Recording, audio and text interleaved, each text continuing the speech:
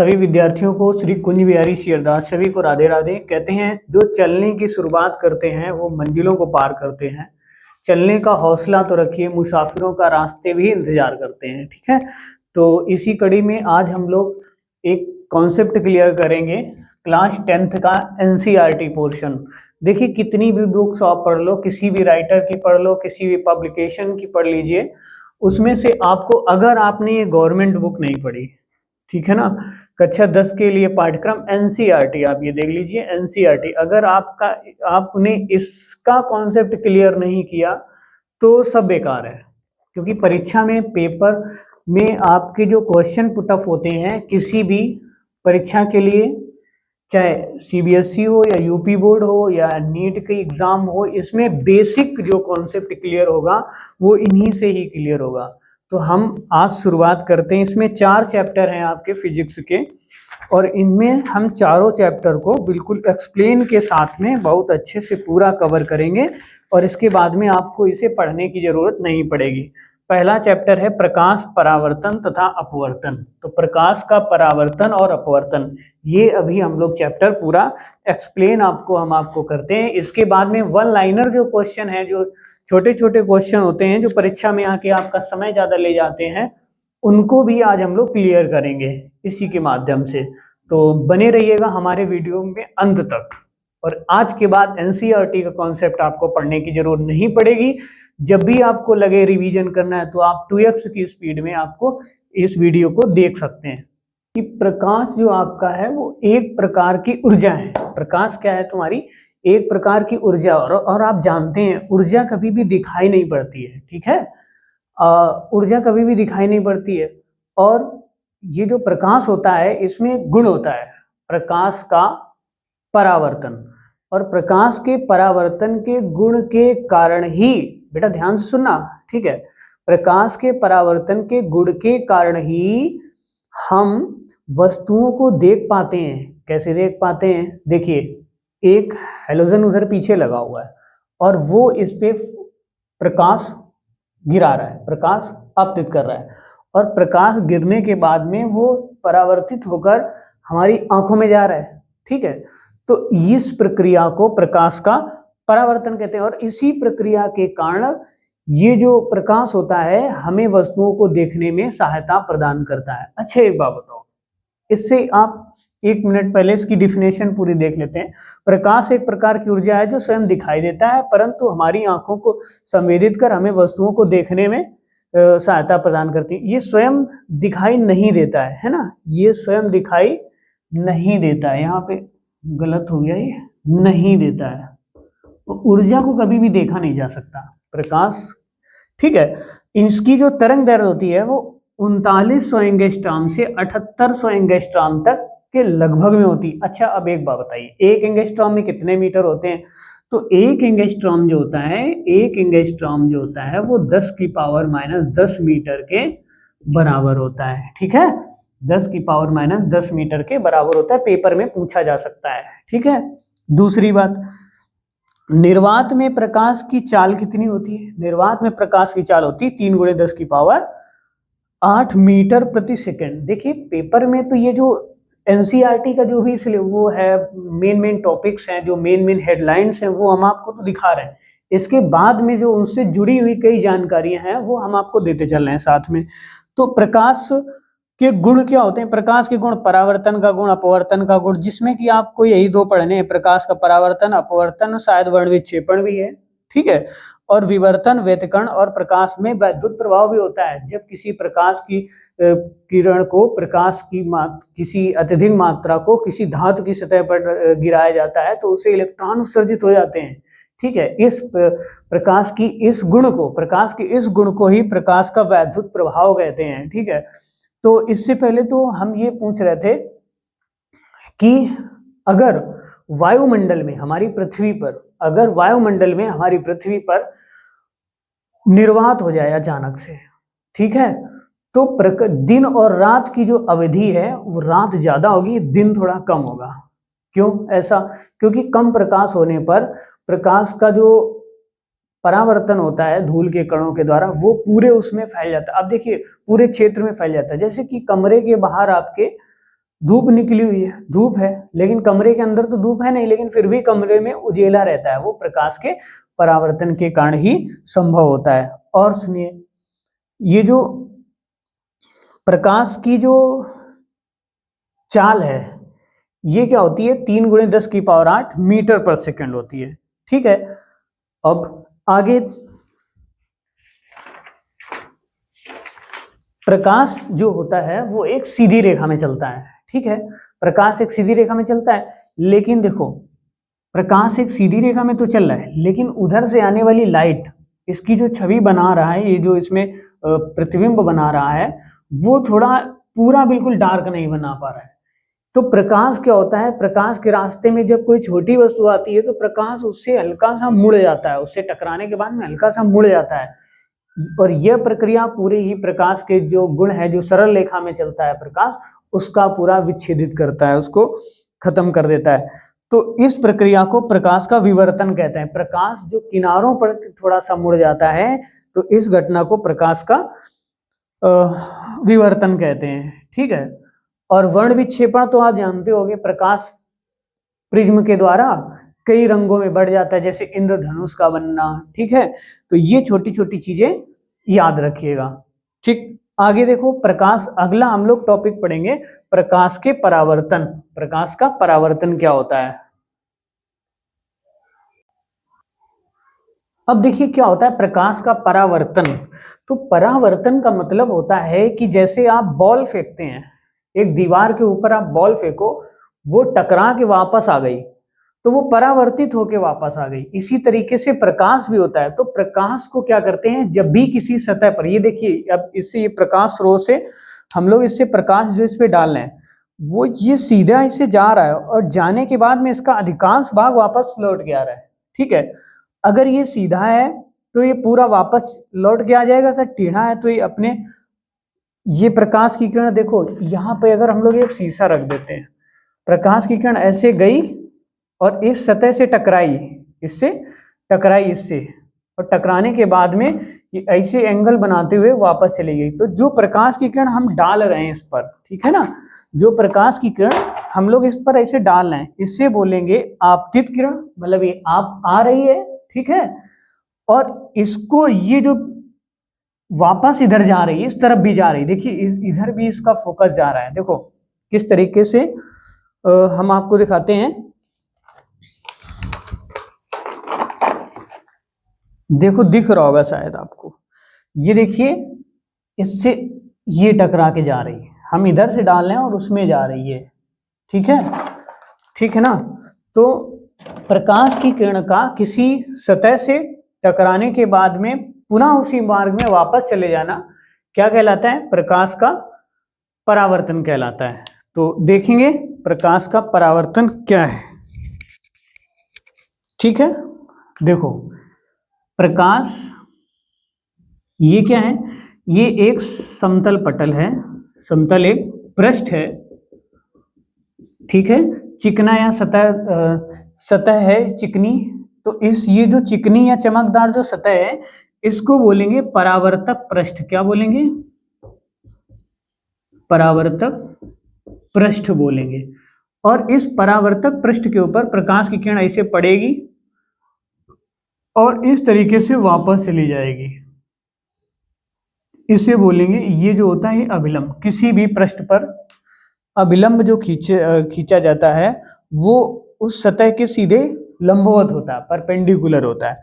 तो देखिए ये जो प्रकाश की किरण है ये वाली, इसे बोलेंगे, ये आ रही है ना, तो इसे बोलेंगे आपतित किरण। आपतित किरण। और ये जो जा रही इसको बोल सकते हो परावर्तित किरण। ठीक है, याद रखना, इसे जा रही तो जापतित किरण नहीं बोलेंगे, परावर्तित किरण, परावर्तित किरण। और ये क्या है, इसको बोलेंगे अभिलंब, अभिलंब। ठीक है ना, इसको बोलेंगे क्या, अभिलंब। दिख रहा है सभी को। तो ये जो एंगल बनेगा, ये और ये जो एंगल बनेगा, ये दोनों एंगल ही, इस वाले एंगल को बोलेंगे आपतन कोण, इसको बोलेंगे परावर्तन कोण। ये जो एंगल बनेगा इसको बोलेंगे क्या? आपतन कोण। और इस वाले एंगल को क्या बोलेंगे? परावर्तन कोण। परावर्तन कोण, ठीक है। और ये जो सतह थी, जो अभी हमने आपको दिखाया, जो वो शीशा था, ये जो बोर्ड था जिसपे हम लोग टार्च लगा रहे थे, तो देखो ये प्रकाश की किरण इस तरीके से, ये परावर्तक पृष्ठ है, ये आपका जो शीशा है, दर्पण है, और ये प्रकाश की किरण है आपतित किरण। यहां से टकराने के बाद में देखिए ये प्रकाश कहाँ जा रहा है, देखो इधर दिख रहा होगा ये, ठीक है ना, ये देखो। तो इसको बोलेंगे, ये जो प्रकाश की किरण जो आपतित किरण है, ये जो टार्च से निकल रही है, और जो परावर्तित किरण है वो इस सतह से टकराने के बाद में सीधे जा रहे, और ये जो पॉइंट है सीधे वाला, इसको बोलेंगे अविलंब, ठीक है। तो अब समझो, आपतन कोण, इसको आई से डिनोट करते हैं। ये प्रकाश आई थी ना, तो याद रखना इसे आई से डिनोट करते हैं, कोण आई। ये गई थी, तो इसे क्या क्या बोलेंगे? कोण आर, ठीक है ना। तो आपतन कोण आई और परावर्तन कोण आर। अब परावर्तन के नियम होते हैं, प्रकाश के परावर्तन के दो नियम होते हैं। प्रकाश के परावर्तन के नियम, प्रकाश के परावर्तन के दो नियम होते हैं। नंबर एक आप इसमें भैया देख पा रहे हैं, क्या देख पा रहे हैं? आपतन को, ये देखिए, आपतित किरण और परावर्तित किरण और अविलंब, तीनों एक ही बिंदु पर मिल रहे हैं, तीनों एक ही बिंदु पर मिल रहे हैं। ये जो पृष्ठ है इसको हम लोग दर्पण लिख सकते हैं, दर्पण भी बोल सकते हो, ठीक है। तो ये जो तीनों बिंदु हैं, ये जो तीनों किरणें हैं, वो एक ही बिंदु पर मिल रहे हैं।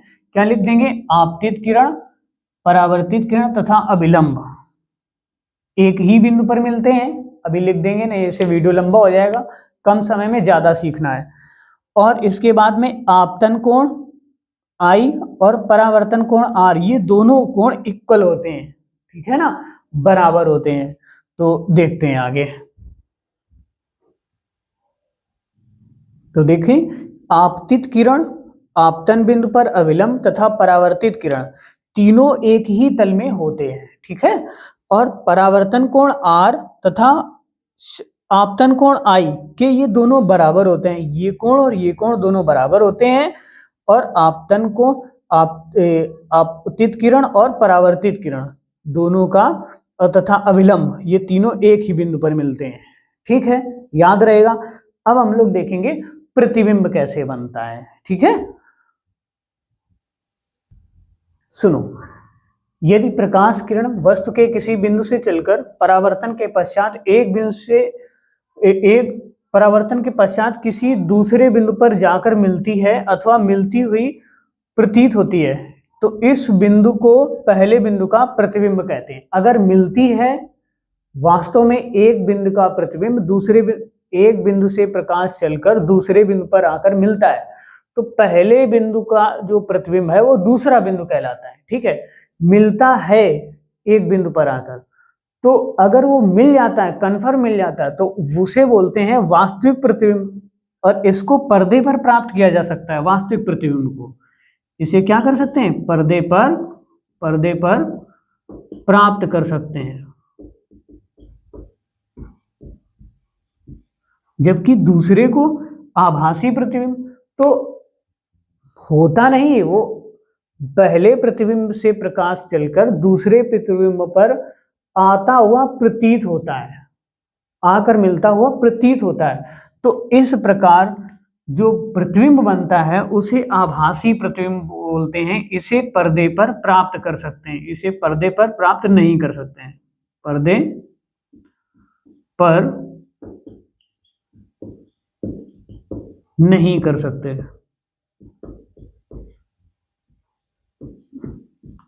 इसका फोटो लिया जा सकता है, इसका जो है ना, इसका फोटो लिया जा सकता है। इसका फोटो लिया जा सकता है।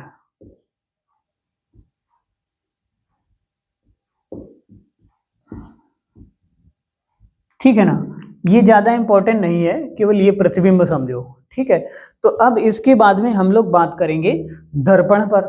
ठीक है, देखिए दर्पण क्या होता है, हम इसको इरेज कर देते हैं।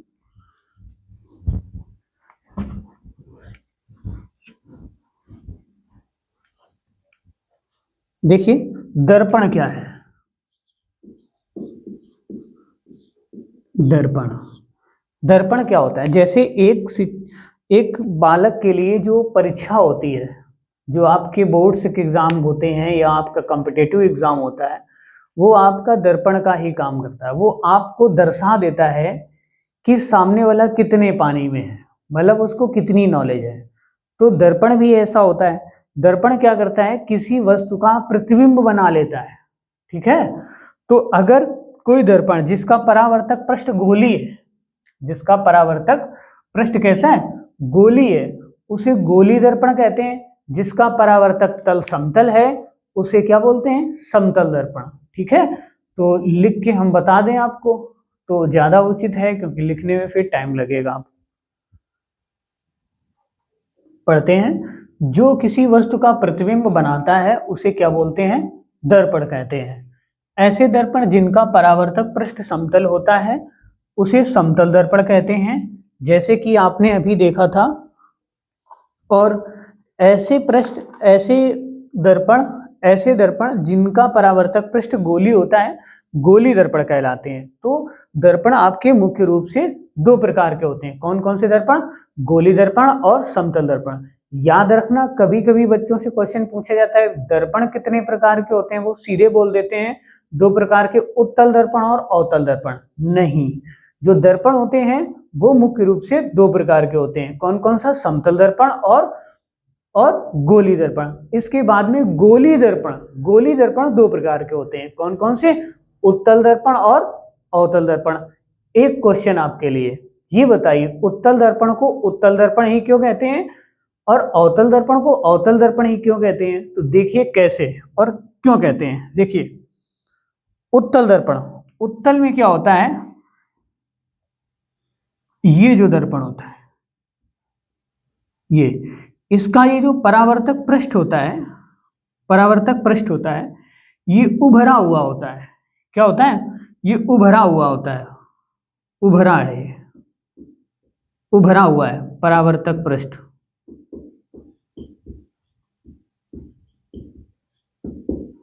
ठीक है, और जो अवतल दर्पण होते हैं उनका जो पृष्ठ होता है, परावर्तक पृष्ठ होता है, वो अंदर की ओर धंसा हुआ होता है।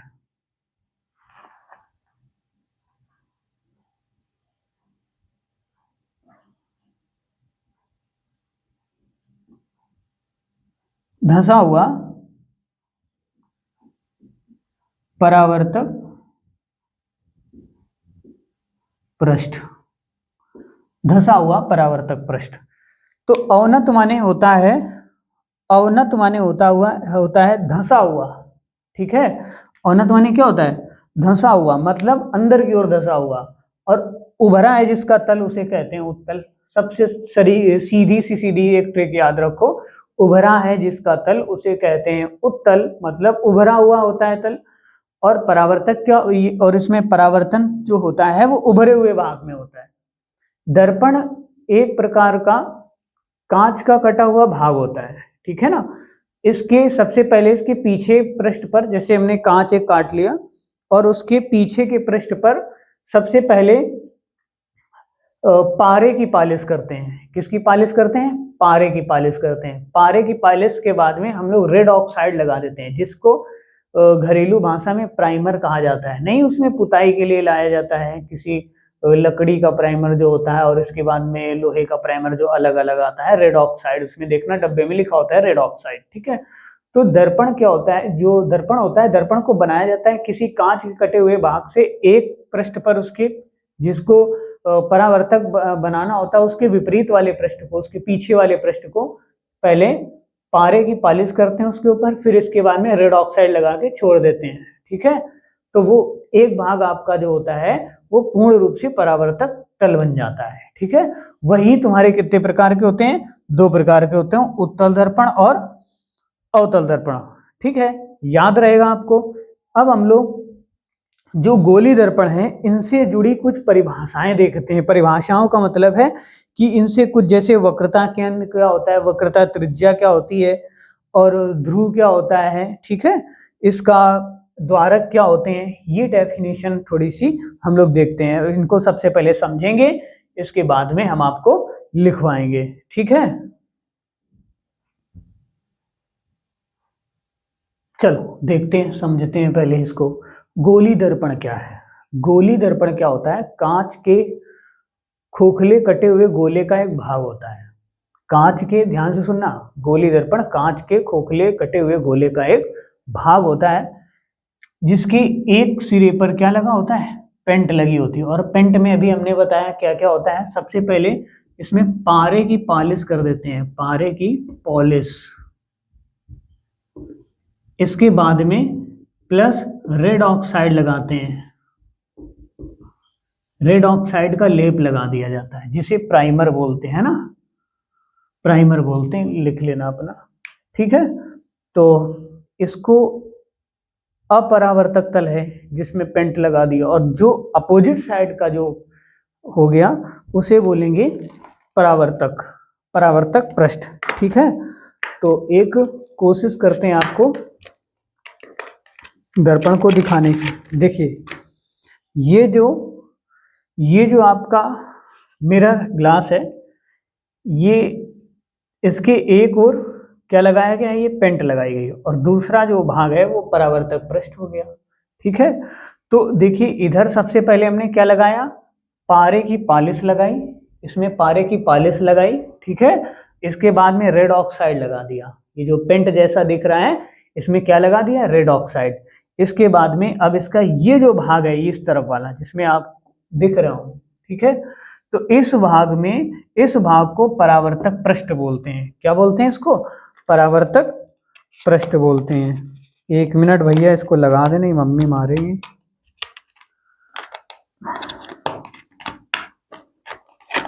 ठीक है, इसको बोलते हैं परावर्तक पृष्ठ बोलते हैं। और जो दर्पण का मध्य बिंदु होता है, जो दर्पण का मध्य बिंदु होता है उसे दर्पण का ध्रुव बोलते हैं, उसे P से डिनोट करते हैं, दर्पण का ध्रुव कहते हैं। ठीक है, और दर्पण के ध्रुव, अब ये बिंदु कौन सा है, ये वक्रता केंद्र है। वक्रता केंद्र कौन होता है?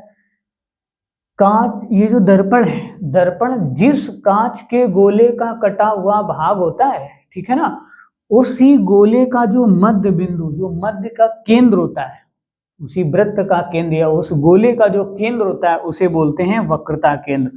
और ध्यान से सुनना, वक्रता केंद्र तथा दर्पण के ध्रुव को मिलाने वाली रेखा, वक्रता केंद्र तथा दर्पण के ध्रुव को मिलाने वाली रेखा को वक्रता त्रिज्या कहते हैं, कैपिटल R से प्रदर्शित करते हैं इसको। ठीक है, और इसको वक्रता त्रिज्या भी कहते हैं, और इसको मुख्य अक्ष, मेन प्रिंसिपल भी बोलते हैं, इसे मुख्य अक्ष भी कहते हैं। ठीक है, और ध्यान से सुनना, वक्रता त्रिज्या की जो आधी दूरी होती है, ठीक है, आधी जो दूरी है उसे फोकस दूरी कहते हैं। ठीक है, उसे फोकस दूरी कहते हैं, और उसका जो मध्य बिंदु होता है, C और P के जो बीच का मध्य बिंदु होता है उसे दर्पण का फोकस बिंदु कहते हैं। फोकस बिंदु की एक और डेफिनेशन होती है, मुख्य फोकस की डेफिनेशन एक और होती है।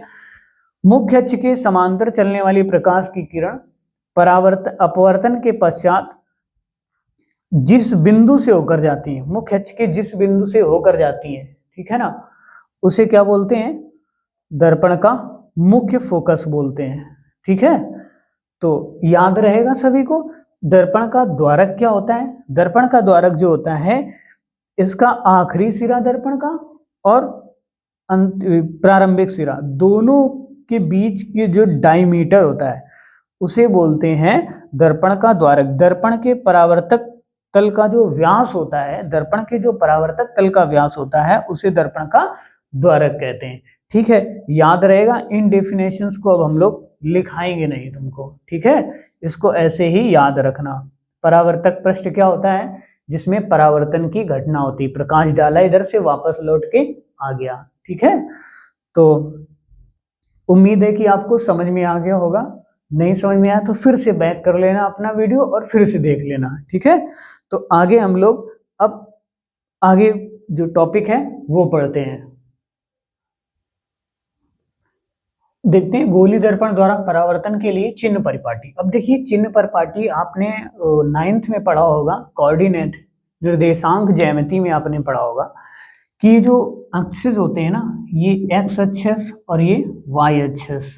ठीक है, ये एक्स डैश और ये वाई डैश। ठीक है, ये जो चतुर्थांश होता था ये फर्स्ट होता था, ये चतुर्थांश सेकंड होता था, और ये वाला थर्ड होता था, और ये वाला फोर्थ होता था। ठीक है ना, तो इसमें आपने देखा होगा जो अगर हम लोग इस ओर बढ़ेंगे, ठीक है, अगर इधर की ओर बढ़ेंगे तो ये क्या आएगा? प्लस हुआ करता था एक्स अक्ष पर। देखो इस तरीके से समझो, इसको रटना नहीं है, बस समझना है। ये प्लस और ये प्लस, ठीक है, प्लस, ये माइनस और ये माइनस। ठीक है ना, तो देखते हैं, अगर हम किसी, ध्यान से समझना, आज के बाद इसे पढ़ने की जरूरी, इसे रटना पड़ता है, रटना नहीं बिल्कुल भी आपको। ठीक है, समझना। देखो जैसे ये वस्तु रखी है, ये क्या है? वस्तु है, और ये तुम्हारा क्या है? दर्पण। तो वस्तु से दर्पण के बीच की दूरी, वस्तु से दर्पण के बीच की दूरी, ध्यान से सुनना, वस्तु ये है और दर्पण कहाँ है? इधर। तो वस्तु से दर्पण के बीच की दूरी नापने के लिए हमें इधर से इधर जाना होगा, तो क्या आएगी? इधर से इधर क्या जाएंगे? पॉजिटिव। ठीक है ना, क्योंकि देखो इधर की ओर जा रहा है पॉजिटिव। अगर वही दर्पण से वस्तु के बीच की दूरी, तो फिर क्या आती? निगेटिव, क्योंकि इस तरफ जाएंगे ना तो निगेटिव डायरेक्शन की ओर जाएंगे, इधर जाएंगे तो पॉजिटिव डायरेक्शन की ओर। अब इसी तरीके से अगर वस्तु की ऊंचाई ले लेते हैं, वस्तु की ऊंचाई, जैसे वस्तु की ऊंचाई, तो वस्तु की ऊंचाई यहां से ऊपर की ओर नापेंगे ना, तो अगर हम लोग वस्तु की ऊंचाई ऊपर से नीचे से ऊपर की ओर मापेंगे, तो ये देखो नीचे से ऊपर की ओर किधर जा रहा है? प्लस की ओर, तो यहाँ पे क्या आएगी? प्लस की। अगर नीचे से, अगर यहीं पे इधर बन जाए प्रतिबिंब, ठीक है, तो हम लोग इसको मापेंगे नीचे की ओर, तो नीचे की ओर क्या जा रहा है? माइनस। तो वस्तु की ऊंचाई क्या है? प्रतिबिंब की ऊंचाई क्या हो जाएगी? निगेटिव। आई बात समझ में? कुछ थोड़ा सा आई? देखो मान लेते हैं हमने प्रतिबिंब यहां पर प्राप्त किया, ये प्रतिबिंब बना। अब हम तुमसे पूछें कि दर्पण से प्रतिबिंब के बीच की दूरी, देखना ध्यान से, शब्दों पे ध्यान देना, दर्पण से प्रतिबिंब की, ये प्रतिबिंब है तुम्हारा, दर्पण ये है, प्रतिबिंब ये, तो दर्पण से प्रतिबिंब के जो बीच की दूरी होगी वो कहाँ में जाएगी? प्लस में जाएगी। और वही अगर प्रतिबिंब से दर्पण के बीच की दूरी, तो इधर से इधर की ओर आ रहा है तो निगेटिव हो जाएगी। ठीक है ना, निगेटिव हो जाएगी। आगे बात समझ में? वही प्रतिबिंब नीचे की ओर बना है, देखो नीचे की ओर जाएगा तो निगेटिव में मेजर करेंगे, और सीधा बना ऊपर की ओर तो ये पॉजिटिव में हो जाएगा। आगे बात समझ में? ठीक है ना, तो इस तरीके से आप इसको याद रखिएगा। अब हम लोग अगला जो टॉपिक है वो पढ़ते हैं, गोली दर्पण के लिए फोकस दूरी तथा दर्पण, इनका फार्मूला पहले देखते हैं इसका, दर्पण का। देखिए गोली दर्पण के लिए फोकस दूरी तथा दर्पण के वस्तु, दर्पण से वस्तु और प्रतिबिंब की दूरियों के बीच संबंध, अवतल तथा उत्तल दर्पण दोनों के लिए फार्मूला सेम रहता है, 1/f is 1/f is equal to 1/u plus 1/v, जहां f क्या है? दर्पण की फोकस दूरी है आपकी, दर्पण की ये फोकस दूरी, और u क्या है? दर्पण से वस्तु के बीच की दूरी है, और v क्या है? दर्पण से वस्तु के बीच की दूरी है, और सॉरी ये क्या हो गया? ये प्रतिबिंब है यहाँ पे। ठीक है, प्रतिबिंब के बीच की दूरी, प्रतिबिंब के बीच की दूरी। ठीक है ना, याद रहेगा। अब चलो हम लोग देखते हैं। देखिए एक चीज और आपको ज्ञात होना चाहिए कि ये जो अवतल दर्पण होता है और एक होता है उत्तल दर्पण, तो उत्तल क्या करता है? इसके ऊपर देखो ये उत्तल है,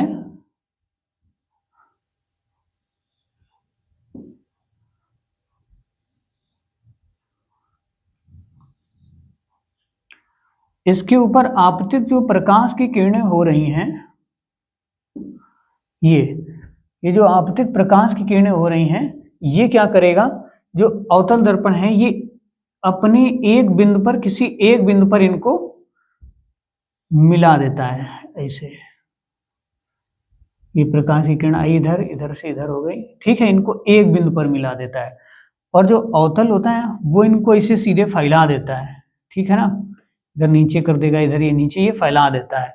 ये कौन था, अवतल, सॉरी उत्तल, उत्तल, और ये क्या है, अवतल, ये दोनों, ठीक है। ये प्रकाश की आने वाली प्रकाश की किरणों को एक बिंदु पर फोकसित करेगा और ये आने वाली प्रकाश की किरणों को विसरण कर देगा, फैला देगा चारों तरफ, ठीक है। तो अब हम लोग अगला जो टॉपिक्स है वो देखते हैं, गोली दर्पण द्वारा प्रतिबिंब का बनना। गोली दर्पण द्वारा प्रतिबिंब का बनना।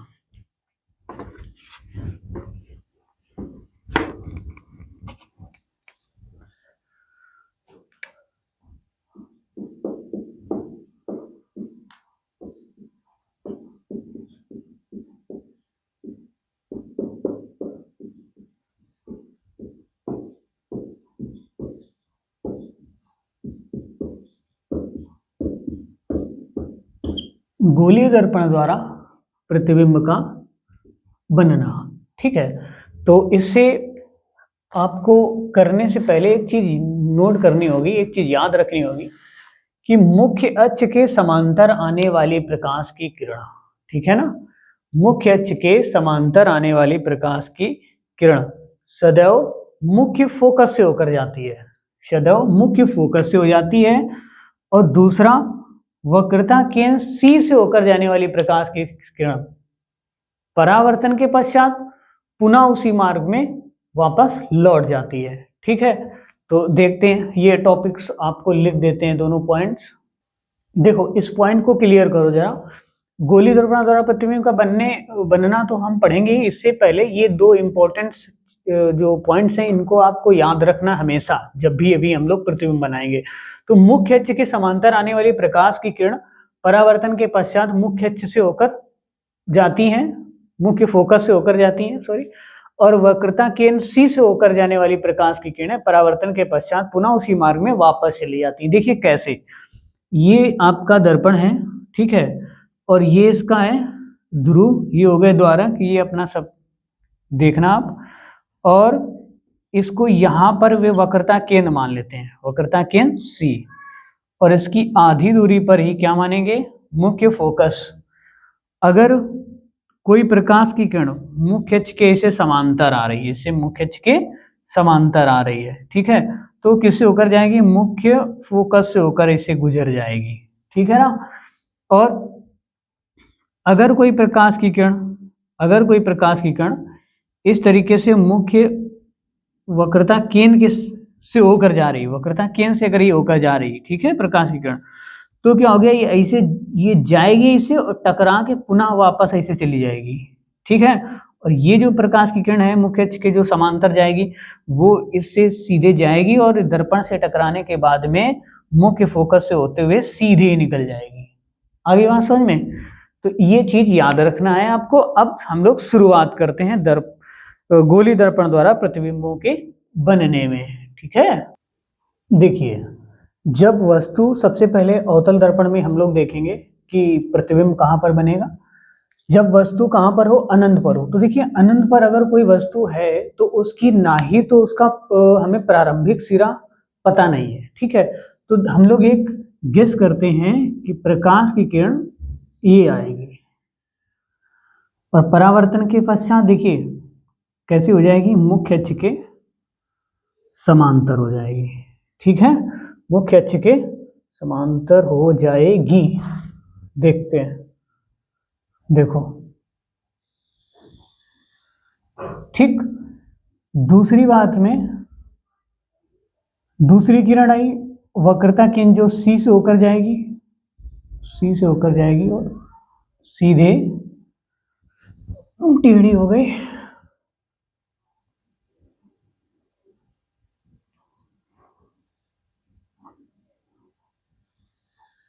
सी से होके इस तरीके से जाएगी और ऐसे परावर्तन के पश्चात पुनः वापस लौट जाएगी। ठीक है, तो ये जहां पर ये दोनों कटेंगे, देखिए ये प्रकाश की किरण ऐसे आई और इससे टकराई और मुख्य अक्ष के समांतर हो गई, और ये जो प्रकाश की किरण है वक्रता केंद्र सी से गई और ये जैसे टकरा के गई वापस, वैसे आई वैसे ही चली गई। तो ये जो बिंदु यहाँ पर जो एक जो कटान बिंदु ये जो है यहाँ पर प्रतिबिंब बनेगा। अब देखिए यहाँ पर प्रतिबिंब कैसा बनना है, वस्तु का तो पता नहीं कैसा बनना है, ठीक है, तो वस्तु से छोटा ही होगा। याद रखो, अभी एक हम ट्रिक बताएंगे जिसमें सारे कॉन्सेप्ट क्लियर हो जाएंगे, आपको लर्न हो जाएगा। ठीक है, देखो कैसे। सबसे पहले वक्रता केंद्र सी से प्रकाश की किरण गई और वापस आ गई। ठीक है, तो ये प्रतिबिंब कहां पर बना, प्रतिबिंब कैसा बना, देखो वक्रता केंद्र सी के जो इस तरफ प्रतिबिंब बने वो सारे प्रतिबिंब छोटे बनेंगे, उल्टे बनेंगे। ठीक है ना, दर्पण के इस तरफ अगर बन जाए तो वो सीधा बन जाएगा, अवतल दर्पण के लिए केवल बता रहे हैं। ठीक है, तो और अगर वक्रता केंद्र के इस तरफ कोई प्रतिबिंब बनता है वो प्रतिबिंब जो होगा वो वस्तु से बड़ा होगा। ठीक है, और वक्रता केंद्र के ही ऊपर अगर प्रतिबिंब बन रहा है तो वो जो प्रतिबिंब होगा वो वस्तु के बराबर प्रतिबिंब होता है। ठीक है, तो देखो यहां पर जो प्रतिबिंब बनेगा, प्रतिबिंब कैसा बनेगा, उल्टा, उल्टा, और वस्तु से छोटा। अगर उल्टा प्रतिबिंब बन रहा है तो वो आभासी प्रतिबिंब बनेगा। कैसा बनेगा, आभासी प्रतिबिंब, सॉरी, उल्टा बनना है तो प्रतिबिंब आपका वास्तविक बनेगा। ठीक है, अगर उल्टा बने तो वास्तविक, सीधा बने तो आभासी, ये याद रखना, वास्तविक, वास्तविक प्रतिबिंब बनेगा। ठीक है, दूसरा पॉइंट, जब वस्तु अनंत व वक्रता केंद्र के बीच रखी हो, ये अनंत है और ये वक्रता केंद्र है, इनके बीच में अगर वस्तु को इस तरीके से यहां पर रख दिया जाए, ठीक है, तो देखो मुख्य प्रतिबिंब से वस्तु से दो रेखाएं जाएंगी, तुम्हारी दो किरणें जाएंगी, किधर की ओर, दर्पण की ओर।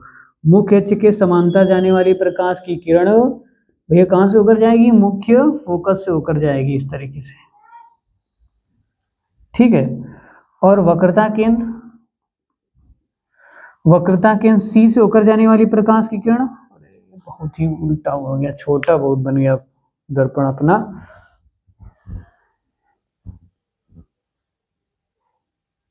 अब सही हुआ। देखिए मुख्य अक्ष के समांतर जाने वाली प्रकाश की किरण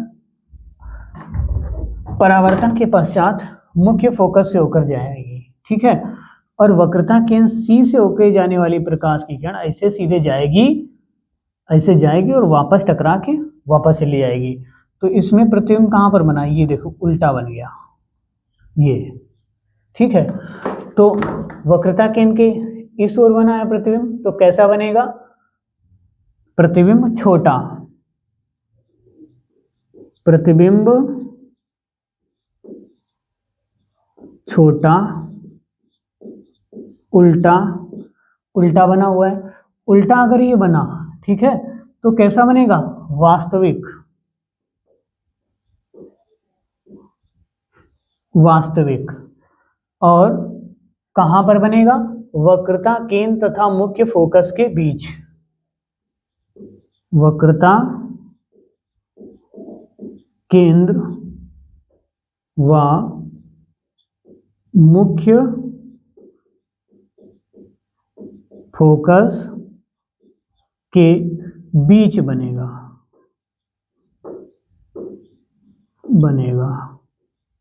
ठीक है ना, वक्रता केंद्र मुख्य फोकस के बीच बनेगा।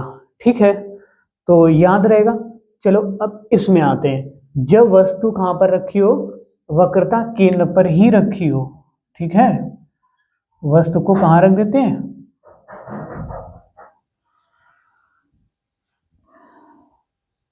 वक्रता केंद्र पर ही रख देते हैं।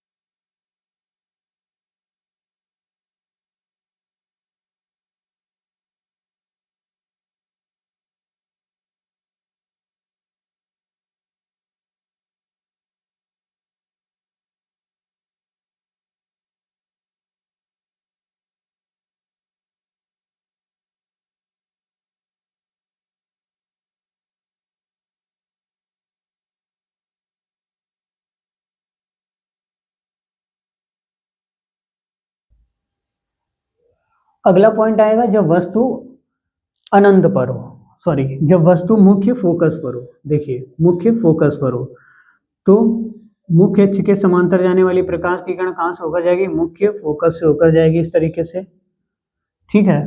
और दूसरी प्रकाश की किरण सी कहाँ से होकर जाएगी, ऐसे ही टकराएगी और टकराने के बाद में फिर से वापस आ जाएगी।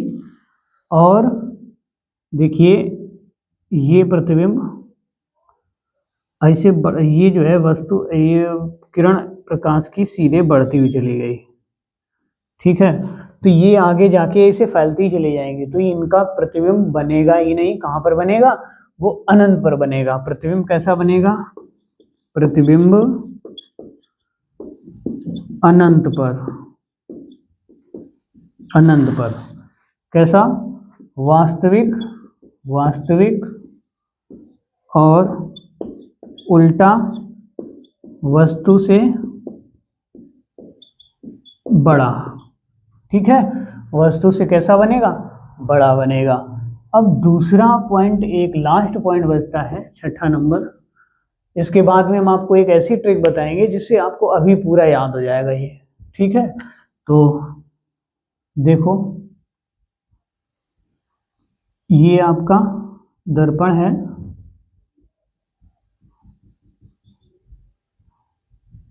और ये मुख्य अक्ष, ये F और ये C। अगर वस्तु को हम लोग यहाँ पर रखते हैं, कहाँ पर, वस्तु कहाँ पर रख देते हैं, वस्तु मुख्य फोकस, मुख्य फोकस F व ध्रुव P के बीच रखते हैं, के बीच रखते हैं।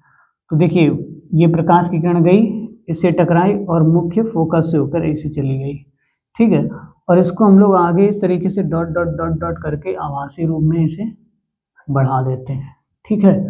दूसरा पॉइंट, वक्रता केंद्र से होकर गई और टकरा के वापस आ गई, ठीक है, सीधी हो जाएगी। अब इसको जो है हम लोग डॉट डॉट डॉट डॉट आगे आगे मिलाते हैं तो ये दोनों किरणें यहाँ पर करती हैं, प्रतिबिंब इधर बनेगा। तो कैसा प्रतिबिंब बनेगा, प्रतिबिंब, प्रतिबिंब दर्पण के दूसरी ओर, दूसरी ओर कैसा बनेगा, सीधा,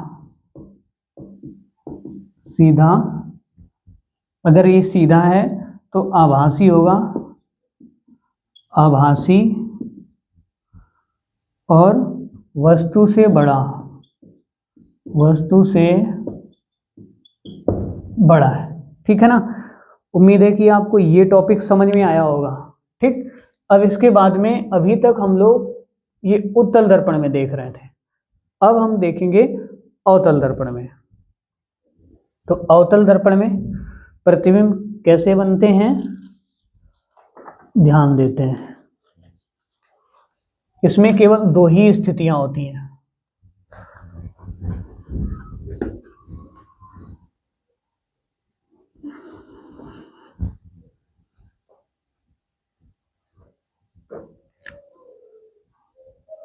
सॉरी उत्तल दर्पण, उत्तल दर्पण के लिए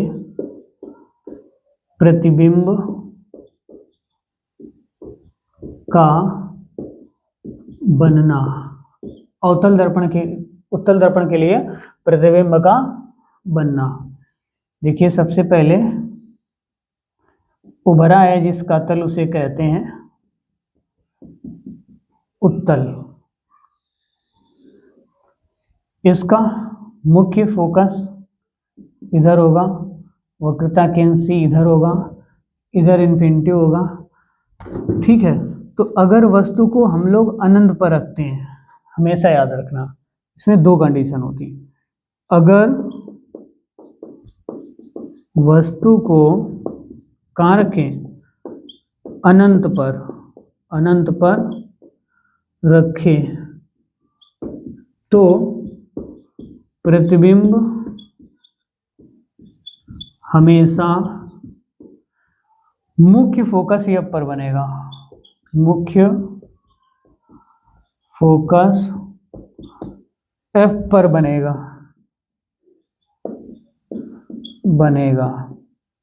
दूसरा पॉइंट, अगर वस्तु को अनंत व मुख्य फोकस के बीच, अनंत व मुख्य ध्रुव व अनंत व ध्रुव के बीच, ध्रुव P के बीच रखें तो प्रतिबिंब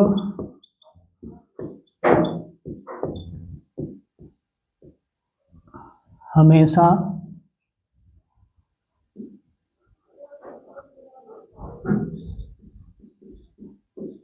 दर्पण के ध्रुव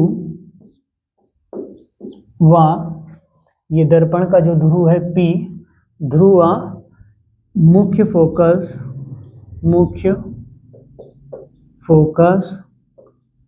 F के बीच बनेगा। ठीक है ना।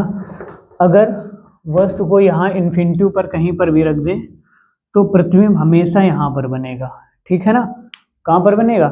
हमेशा यहीं पर बनेगा, मुख्य फोकस पर ही। ठीक है। और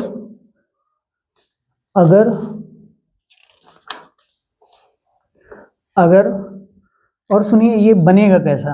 हमेशा मुख्य फोकस पर बनेगा, इसके बाद में आभासी और सीधा बनेगा। ये आभासी व सीधा,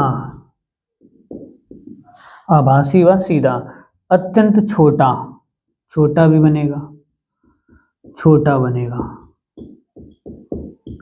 ठीक है। अगर वस्तु को अनंत व ध्रुव के बीच रख दें तो प्रतिबिंब हमेशा ध्रुव तथा मुख्य फोकस F के बीच बनेगा। कैसा बनेगा? आभासी, सीधा व छोटा। आभासी, सीधा व बहुत छोटा। ठीक। ये देखो, ये छोटा तो बनेगा, ये इससे ज्यादा छोटा बनेगा। सबसे छोटा ये बनेगा, लगभग बिंदु की तरीके से, एक पॉइंट की तरीके से ये बन जाएगा। ठीक है। ये थोड़ा छोटा बनेगा, बहुत छोटा ना लिख के इसको छोटा लिख देते हैं, छोटा बनेगा। ठीक है, छोटा बनेगा। ठीक। अब इनकी देखिए ट्रिक कि किस तरीके से इनको लर्न करना। अगर अनंत पर रखा है वस्तु, अनंत पर वस्तु रखी है तो यहाँ पर एक बिंदु सा बिल्कुल छोटा हल्का सा पॉइंट बनेगा, इसका प्रतिबिंब। और अगर यहाँ पे कहीं पर भी इधर कहीं बना दिया जाए, इसको इधर कहीं बना दिया जाए तो प्रतिबिंब इधर बनेगा, इतने एरिया में कहीं पर भी बनेगा। ठीक है ना, याद रहेगा। चलो अब देखते हैं इसकी ट्रिक, कैसे हमें इसको याद रखना है। 1 मिनट इनका उपयोग देख लेते हैं, 1 मिनट में, फिर इसके बाद में हम ट्रिक आपको बताते हैं। अवतल दर्पणों का उपयोग कहाँ पर होता है? अवतल दर्पण का उपयोग होता है टार्च में। ये देखिए कहाँ गई हमारी टार्च, ये इसमें उपयोग होता है किसका? अवतल दर्पण का। ठीक है। इसके जो पीछे चमकदार दिख रहा है, ये जो चमकदार नहीं, एक लेयर सी दिख रही है अंदर, ये इसमें।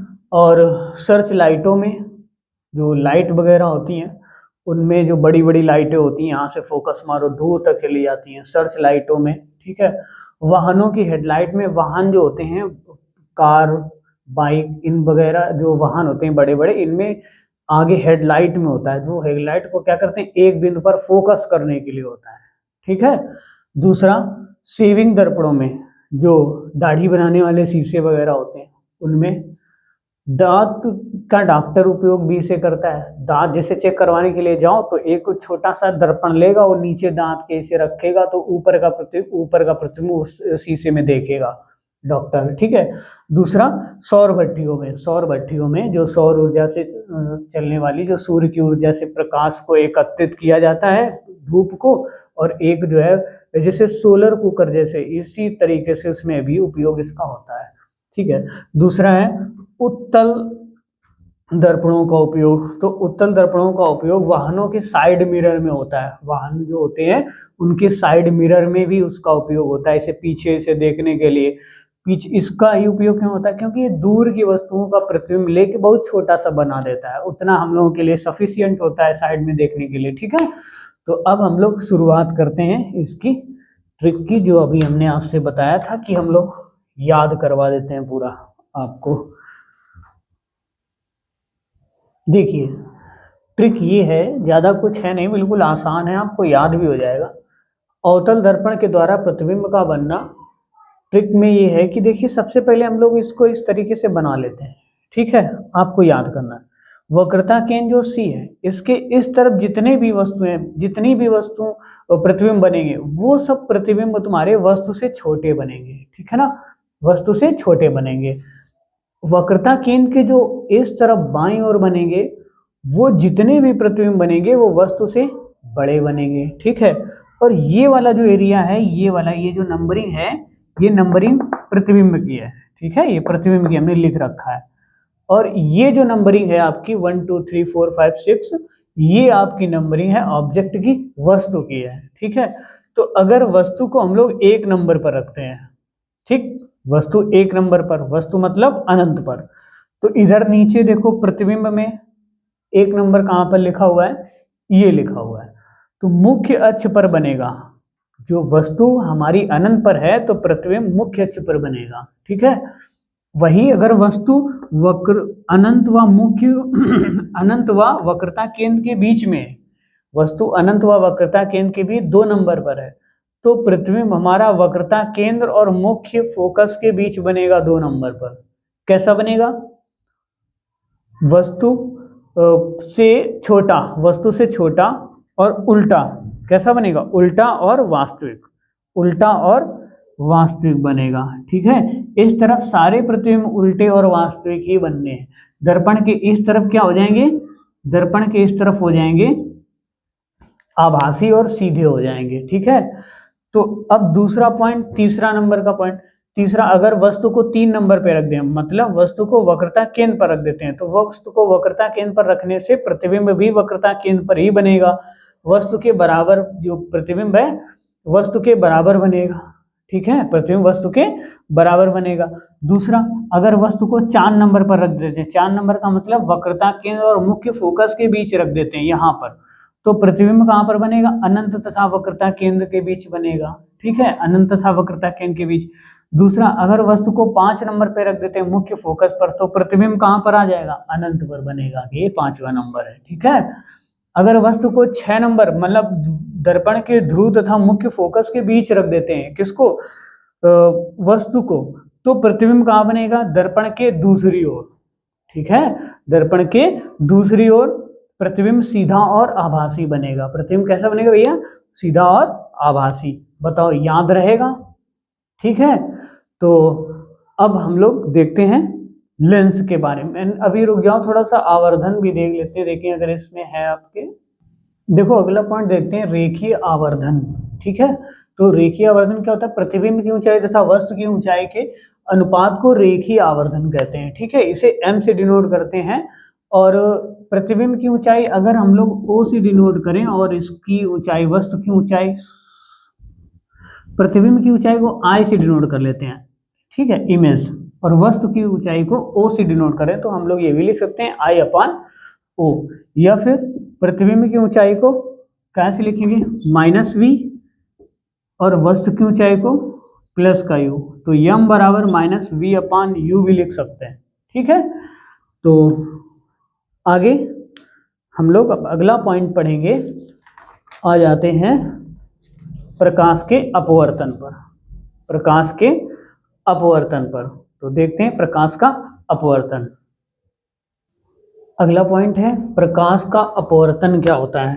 देखिए, प्रकाश का अपवर्तन क्या होता है?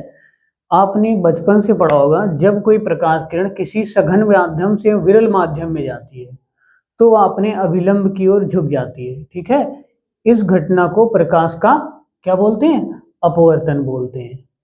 ऐसे याद रखो, जैसे कि आप ही लोगों, ठीक है, जैसे कि जिस तरीके से आप अपने घर में रहते हैं उसी तरीके से आप दूसरे के घर में नहीं रह सकते हैं। थोड़ी सी मर्यादा में रहना पड़ता है ना। ये नहीं जिधर इच्छा है उधर बर्तन फेंके, जिधर इच्छा है उधर अपना इधर उधर घूमे, और जब इच्छा है तब लेटे, जब इच्छा है तब बैठे। ऐसा दूसरे के घर में नहीं चलता है ना। तो इसी तरीके से जब कोई प्रकाश की किरण किसी सघन माध्यम से विरल माध्यम में जाती है, अर्थात जब कोई प्रकाश किरण एक माध्यम से किसी दूसरे माध्यम में प्रवेश करती है, ठीक है, तो वह सीधे न जाके अभिलंब की ओर झुक जाती है, अपने अभिलंब की ओर। ये माध्यम एक है और ये माध्यम दूसरा है, ठीक है। ये माध्यम आपका अलग अलग है। जैसे एक में वायु हो सकती है, दूसरे में जल हो सकता है। वायु हो सकती है और कांच हो सकती है, ठीक है। तो जब कोई प्रकाश की किरण किसी एक माध्यम से दूसरे माध्यम में जाती है तो उसकी वेग और डायरेक्शन चेंज हो जाती है, इसकी दिशा बदल जाती है। पता है, जब कोई प्रकाश की किरण किसी एक माध्यम से दूसरे माध्यम में जाती है तो उसमें जो वेग जो चेंज होता है ना, इसी को ही अपवर्तन बोलते हैं, ठीक है। आज अभी हम आपको एक लिस्ट लगा देंगे साइड में, माध्यांक इनमें जो पदार्थ होंगे वो, और दूसरी तरफ उसका अपवर्तनांक लिख देंगे, जो कि परीक्षाओं में पूछा जाता है, बहुत ही इंपॉर्टेंट, एनसीईआरटी में आता है, ठीक है। तो जब कोई प्रकाश किरण, ये तो आप जान गए। अब प्रकाश के जैसे परावर्तन के नियम हुआ करते थे वैसे ही अपवर्तन के भी नियम होते हैं। सबसे पहले देखो, ये जो प्रकाश की किरण आ रही है उसे बोलेंगे आपतित किरण। दूसरे माध्यम में प्रवेश कर गई और इसका अपवर्तन हो गया, ठीक है, इसका अपवर्तन हो गया तो इसे बोलेंगे अपवर्तित किरण, ठीक है, अपवर्तित किरण। ये जो स्मॉल आर है इसे बोलेंगे अपवर्तन का कोण, ये अपवर्तन का कोण है, और ये आपतन का कोण है, ठीक है, आपतन कोण है। अब देखिए, प्रकाश के जो अपवर्तन है इसमें भी आपके नियम होते हैं, दो नियम होते हैं। नंबर एक, आपतित किरण अविलंब और अपवर्तित किरण। आपतित किरण, अविलंब और अपवर्तित किरण तीनों एक ही पॉइंट पर देखिए मिल रही हैं, ठीक है, तीनों एक ही पॉइंट पर मिलती हैं। दूसरा पॉइंट क्या है? आपतन कोण की ज्या तथा अपवर्तन कोण की ज्या। ये जो आपतन कोण की ज्या, ज्या मतलब होता है साइन थीटा, कोज्या मतलब कॉस थीटा, स्पा मतलब टैन थीटा, जानते हो आप, है ना। तो आपतन कोण की ज्या आई तथा अपवर्तन कोण की ज्या आर, दोनों का जो रेशियो होता है ना, अनुपात जो होता है वो नियत रहता है, उसे स्मॉल आर से डिनोट करते हैं। एक बार इसकी स्क्रीनशॉट आप ले सकते हैं। तो और इसे स्नेल का नियम भी बोलते हैं, इसको स्नेल का नियम, इसे स्नेल का नियम भी बोला जाता है, ठीक है। अब छोटी सी डेफिनेशन के साथ में, छोटे से टॉपिक के साथ में अपवर्तनांक लिखवा देते हैं हम आपको और समझा भी देते हैं। देखते हैं अपवर्तनांक। तो अपवर्तनांक का जो मान होता है वो दोनों माध्यमों के प्रकाश की चाल पर निर्भर करता है। मतलब एक माध्यम में प्रकाश की चाल बटे दूसरे माध्यम में प्रकाश की चाल, वो क्या कहलाएगा? अपवर्तनांक, उसका, उस पदार्थ का अपवर्तनांक कहलाएगा, ठीक है। दूसरी बात, तो बात एक और समझते हैं, इसका एक फार्मूला भी होता है, लिख लीजिए। किसी माध्यम में अपवर्तनांक small n is equal to, small n is equal to, ठीक है, वायु में प्रकाश की चाल बटे माध्यम में प्रकाश की चाल, ठीक है। इसका मात्रक नहीं होता है, ठीक है, दोनों में चाल चाल है, दोनों चाल का मात्रा रखेंगे, ऊपर नीचे कट जाएगा, कुछ नहीं बचेगा, ठीक है। तो अब हम लोग पढ़ेंगे लेंस क्या होता है, ठीक है ना। क्या पढ़ेंगे? लेंस क्या होता है। देखिए लेंस क्या होता है, 1760 की बात है, 1760 की बात है। 1760 में एक वैज्ञानिक हुए, बेंजामिन फ्रैंकलिन,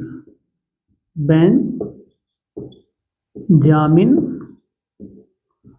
फ्रैंकलिन,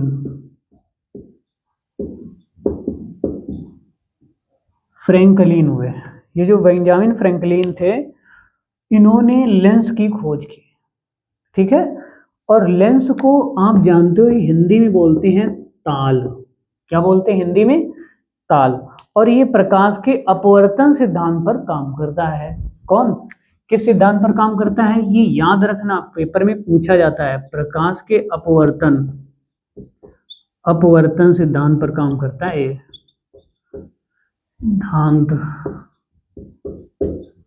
सिद्धांत पर काम करता है। एक चीज और देखना, देखो प्रकाश जो होता है वो एक सरल रेखा में सीधे चलता है, ठीक है।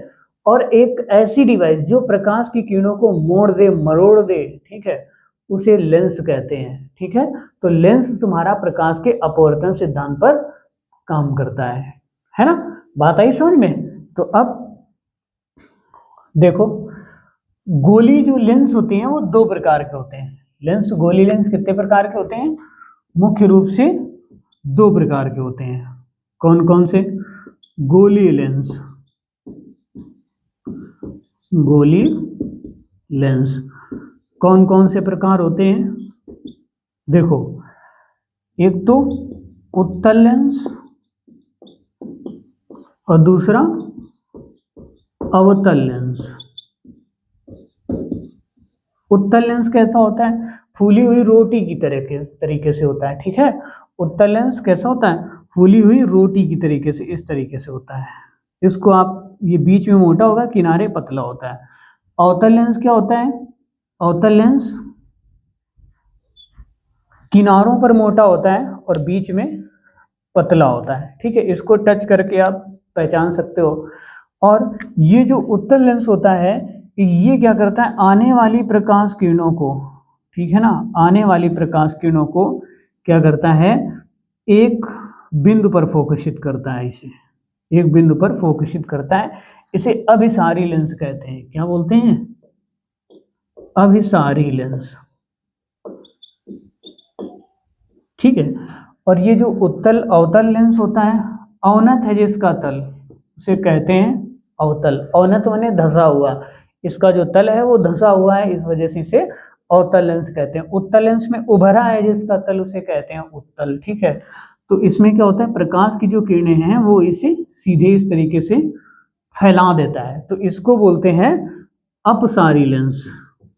अपसारी अपसारी लेंस बोलते हैं इसको, ठीक है। अपसारी लेंस कहते हैं। अब देखते हैं कि उत्तल लेंस द्वारा प्रतिबिंबों का बनना जो इंपॉर्टेंट है। फिर से इसको पहले पूरी आरेख के द्वारा आपको बताएंगे, इसके बाद में फिर से इसकी हम ग्राफ बना के और ट्रिक से समझा देंगे, आपको याद हो जाएगा, ठीक है। और प्रैक्टिस करेंगे तो और जल्दी याद हो जाएगा। तो देखो, लेंस के प्रतिबिंबों का बनना। देखिए, लेंस में, उत्तल लेंस में आपके दो, देखो, एक अगर हम लोग इसको इस तरीके से इसे पूरा घुमा लें तो इसमें प्रथम फोकस ये रहेगा और द्वितीय फोकस, देखो अब इसमें क्या है, उत्तल लेंस द्वारा प्रतिबिंब के बनना में हम लोग देखेंगे जब वस्तु अनंत पर हो, ठीक है।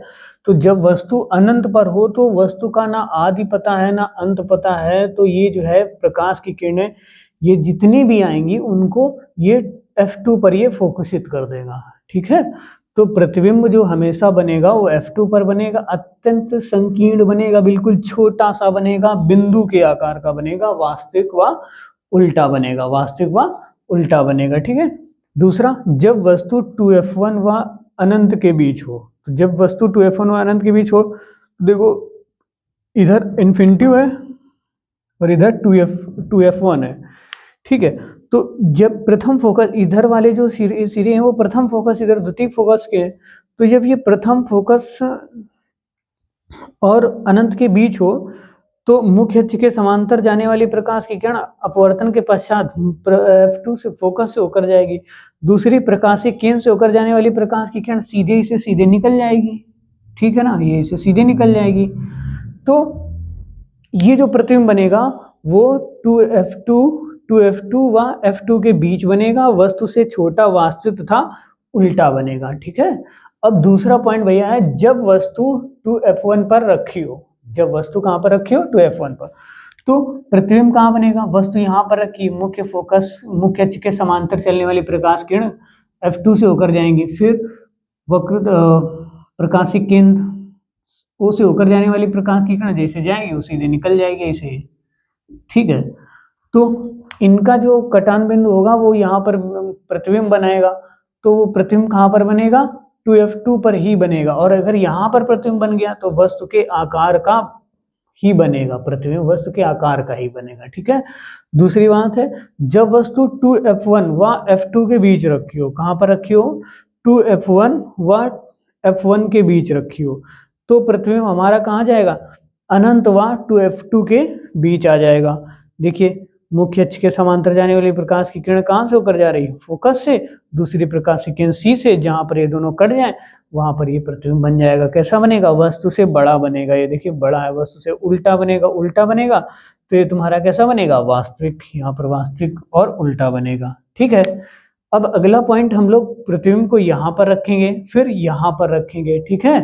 तो देखते हैं कहाँ पर देखो प्रतिबिंब बनता है, वस्तु को रखेंगे F1 पर, देखो उत्तल लेंस द्वारा, देखो जब वस्तु F1 पर रखते हैं, तो जब F1 पर रखते हैं तो मुख्य अक्ष के समांतर जाने वाली प्रकाश की किरण F2 से होकर गई, दूसरी बिंदु O से प्रकाशिक केंद्र से होकर गई। देखिए दोनों रेखाएं कैसी हो गई, एक दूसरे के समांतर हो गई। तो आप जानते हैं गणितीय नियम से कि समांतर रेखाएं कभी एक दूसरे को काटती नहीं है, अगर ये काटेंगी नहीं तो प्रतिबिंब बनेगा कहाँ, तो हम लोग मान लेते हैं कि ये प्रतिबिंब अनंत पर बनेगा जाके, ठीक है। तो वस्तु का प्रतिबिंब कैसा बनेगा, अनंत पर। अब वास्तविक है, उल्टा है, सीधा है, आभासी है, ये तो हमने देखा नहीं, तो कैसे बता सकते हैं, है ना। बस इतनी बात बता सकते हैं कि वस्तु कहाँ पर बने, इसका प्रतिबिंब कहाँ पर बनेगा, अनंत पर बनेगा। ओके, बात आ गई समझ में। चलो अब दूसरा प्रतिबिंब हम लोग यहाँ पर रखते हैं, वस्तु को यहाँ पर रखते हैं, कहाँ पर, F1 तथा प्रकाशिक केंद्र O के बीच में रखते हैं। देखें कहाँ पर बनता है प्रतिबिंब, देखो जब वस्तु F1 पर रख रहे हैं, F1 व लेंस के बीच रख रहे हो, तो देखो ये प्रकाश की किरण इससे जाएगी और सीधे अपवर्तित हो जाएगी, ठीक है। होने के बाद में ये प्रकाश की किरण प्रकाशिक केंद्र O से होकर जाएगी, ठीक है। और इनको आपस में अगर पीछे की ओर बढ़ाया जाए, वैसे तो ये फैलती हुई चली जाएंगी आगे की ओर, ठीक है। और इनको अगर आगे की ओर, ऊपर की ओर बढ़ाया जाए तो ये कहीं अनंत पर जाकर मिलेंगी, और ये प्रतिबिंब तुम्हारा बनेगा सीधा, प्रतिबिंब जिस ओर वस्तु है उसी ओर बन जाएगा, और ये बड़ा तथा आभासी और सीधा बनेगा, ठीक है।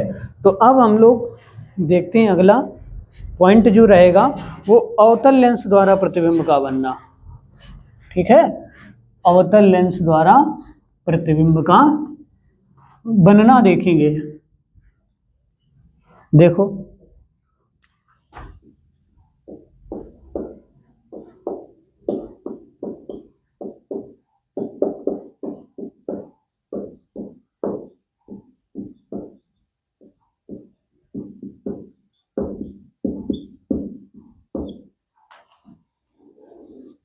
ठीक, अवतल लेंस द्वारा प्रतिबिंब का बनना। देखिए अब अवतल लेंस के लिए प्रतिबिंब के बनने में अगर वस्तु को अनंत पर रख देते हैं, वस्तु को कहां पर रखते हैं, अनंत पर। अगर वस्तु को अनंत पर रखते हैं तो वो क्या करेगा, यहाँ से प्रकाश की किरणें जाएंगे, परावर्तित होके अपवर्तित होके सीधे इस तरफ घूम जाएंगी, क्योंकि ये अभिसारी है, ठीक है। तो अब ये जो प्रकाश की अगर किरणों को अगर मिलते हुए इस तरीके से मिलाया जाए तो एक बिंदु F1 पर आकर मिलती हुई प्रतीत होगी, और जो प्रतिबिंब बनेगा अनंत दूरी पर रखा वस्तु का प्रतिबिंब जो बनेगा वो अत्यंत छोटा, बिंदु के आकार का तथा आभासी और बहुत ही छोटा सीधा बनेगा, ठीक है। दूसरी बात, अगर फोकस F1 व प्रकाशिक केंद्र O के बीच में आभासी व सीधा प्रतिबिंब बनेगा। अब सुनिए, अगर ये प्रतिबिंब को 2F1 व F1 के बीच में रख देते हैं तो प्रतिबिंब तुम्हारा यहाँ पर बनेगा, F1 व O के बीच में अत्यंत जो है सीधा व आभासी प्रतिबिंब बनेगा, ठीक है। तो अब याद रखोगे। दूसरा पॉइंट है लेंस सूत्र तथा आवर्धन, ठीक है। जो लेंस की भी चिन्ह परिपाटी है वो भी उसी तरीके से निकालेंगे, किस तरीके से, वो कोऑर्डिनेट की तरीके से, अभी जैसे हम दर्पण में बता के आए हैं सेम, ठीक है।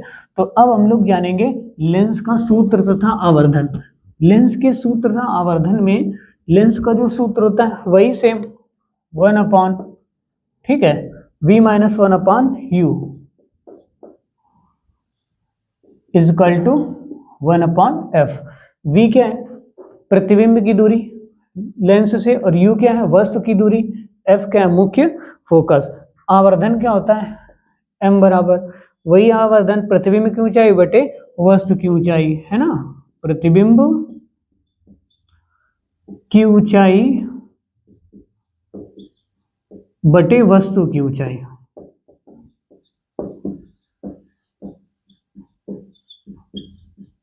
ठीक है, इस तरीके से बना सकते हैं। क्या लिख देंगे, माइनस का v अपॉन यू, माइनस का v अपॉन यू।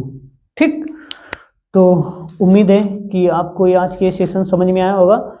अब हम लोग एक टॉपिक और पढ़ लेते हैं, मुख्य फोकस, सॉरी, लेंस की क्षमता। ठीक, लेंस की क्षमता देखो जरा क्या होता है, लेंस की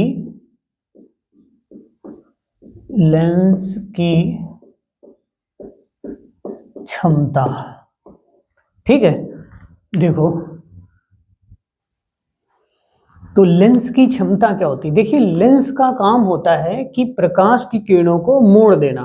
ठीक है, तो जो प्रकाश की किरणों को ज्यादा से ज्यादा मोड़ दे वही उस लेंस की क्षमता है। ठीक है, कोई कम पावर का लेंस है तो वो कम प्रकाश की किरणों को मोड़ पा रहा है, तो उसकी लेंस, उसकी जो क्षमता है वो कम है। जिसकी ज्यादा है वो ज्यादा प्रकाश किरणों को मोड़ पा रहा है, तो उसकी क्षमता क्या है, ज्यादा। अब इन्हीं में से एक क्वेश्चन हम आपसे पूछते हैं, जो धूप वाले चश्मे होते हैं उनकी पावर कितनी होती है। ठीक है, उनकी पावर कितनी होती है, आप बताना। पहले सोच लो, तब तक हम इसे एक्सप्लेन कर देते हैं, फिर बताते हैं। तो कोई लेंस आने वाली प्रकाश की किरणों को जितना ज्यादा से ज्यादा मोड़ सकता है वो उसकी लेंस की क्षमता कहलाती है। P equal to 1 upon F metre में, 1 अपॉन एफ मीटर में। ठीक है, डायोप्टर होता है इसका मात्रक। क्या होता है, डायोप्टर, लिखा नहीं क्या, मात्रक, मात्रक डायोप्टर। ठीक है, मीटर में, अगर यही मीटर में, अगर सेंटीमीटर में हो तो 100 अपॉन एफ। ठीक है, मात्रक दोनों में सेम ही रहेगा डायोप्टर। अब ध्यान से, ये वाली जो लाइन है बहुत इंपॉर्टेंट है। उत्तल लेंस की जो क्षमता होती है, उत्तल लेंस की जो क्षमता होती है वो धनात्मक होती है। कितनी, कैसी होती है, धनात्मक होती है। और जो अवतल लेंस की क्षमता होती है वो ऋणात्मक होती है। ठीक है, तो याद रहेगा। अब ये चैप्टर जो आपका चल रहा था, चैप्टर चल रहा था अपना, ये हो गया आपका परावर्तन तथा अपवर्तन। अपवर्तन तथा परावर्तन में एनसीईआरटी का जो चैप्टर है वो खत्म हो गया है। अगला जो चैप्टर लेके आएंगे हम, मानव नेत्र तथा रंग बिरंगा संसार, ये अगला चैप्टर में हम लोग पढ़ेंगे। तब तक के लिए सभी लोग अगर पहली बार आए थे, हमारा पूरा वीडियो देखे हैं तो सभी को बहुत अच्छी बात है, और हमारा वीडियो शेयर, सब्सक्राइब और लाइक करके ही जाएं। ठीक है, थैंक यू वेरी मच, सभी को राधे राधे।